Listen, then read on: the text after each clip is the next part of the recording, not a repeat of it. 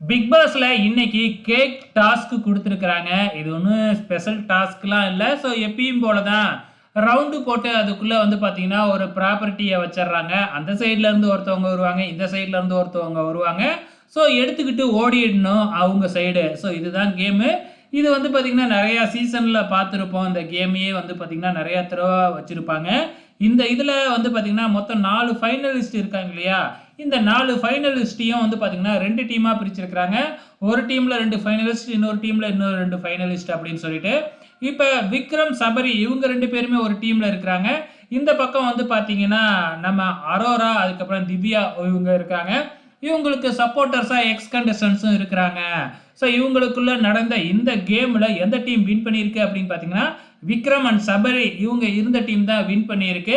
So இவங்களுக்கு என்ன gift குடுத்துருக்காங்க அப்படின்னு பார்த்தீங்கன்னா, இந்த பிக் பாஸ் சீசன் 9ஓட 100 டேஸ் கேக்கு அப்படின்னு சொல்லி ஒரு கேக்க குடுக்குறாங்க. ஸோ அத அவங்க தான் வெட்டணும். ஸோ வெட்டுனதுக்கப்புறம் எல்லாருமே சாப்பிடுவாங்க. அது வேற விஷயம்.